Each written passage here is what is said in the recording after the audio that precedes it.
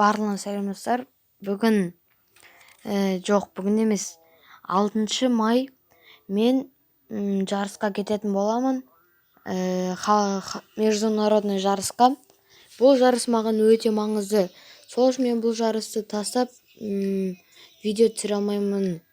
Мен где-то 5 видео 5 или 4 сол 3 күн бұрын мен видео түсіріп кетемін. Мен жарыста 4 күн боламын достар. Егерде комментарияға жазбаңыздар, сен неғып көп видео түсірмей кеттің деп. Мен жарыста боламын достар. Ал қазір сіздер көріп тұрған видео, ол менің алдыңғы жарысым. Мен Қызылдағы боламын достар. Ал енді бұны аяғына дейін көріңіздер.